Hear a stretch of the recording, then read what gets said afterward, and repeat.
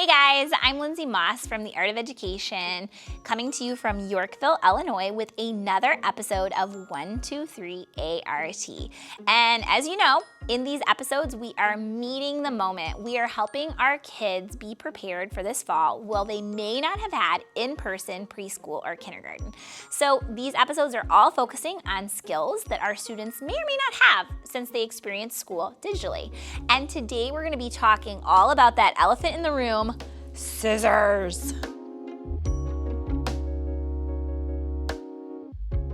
If you love the scissors I'm holding, check out the description below because we will put some product links in there. So today I'm going to share a couple tips for teaching scissors to our youngest artists and surviving the lesson. So first of all, number one is to explicitly teach scissor skills. I would never turn my kindergartners loose with a project that involves scissors unless we had talked about it at least once first. Yeah, that includes the don't run with scissors conversation, but more importantly, a conversation about what you can and can't cut, because otherwise you may have a few people trying to do a little hair trim in the middle of class. We need to talk first about when you're in the art room, what are some things that you can cut in the art room? Paper. Paper. Can you cut bricks with scissors? No. So which, that should go on the no side. Okay, so we can't cut bricks. Fish? Can't cut a fish. Okay, yeah, no. We can cut a box. You could cut a box. That's cardboard. Cut hair? Yeah. Now, wait a second. The hair lady or the hair guy at the salon cuts your hair, but can you cut your hair with scissors? No. So we don't want to cut our hand. Yeah, I'm going to add that to the list. No cutting hands. A pipe cleaners, okay. Wait, you could cut alligators? So when I'm teaching scissors, one of the first things I want to check is my table height.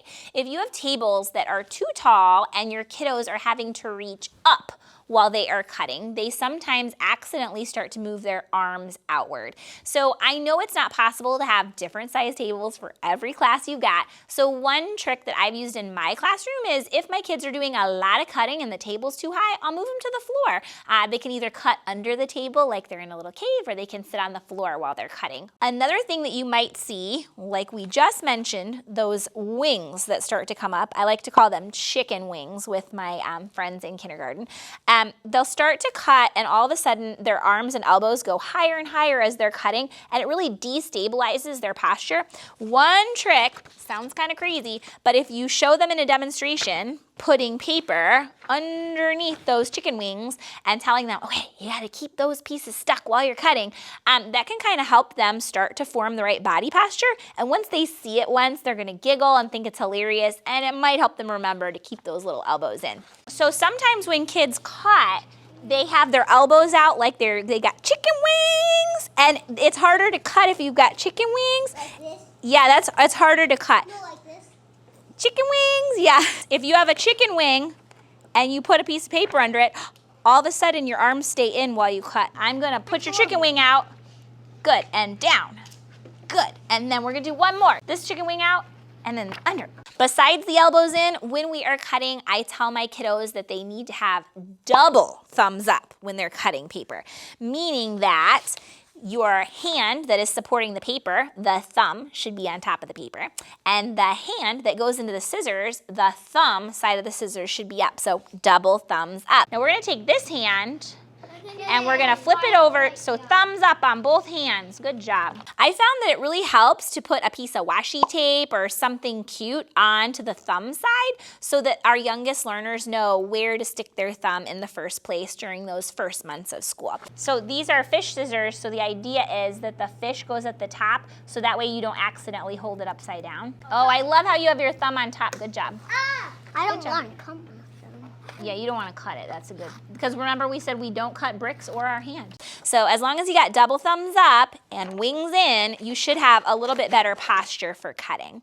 So in terms of the actual mechanics of cutting, I like to explain it like a shark mouth. You're going to open your hand to make sure that the shark's mouth is open as wide as it can possibly be. Stick the paper all the way in and chomp. I remind them, this sounds silly, but tell them, look while you chomp, because sometimes they get so excited about other things, their hands are somewhere, their eyes are somewhere else while their hands are going.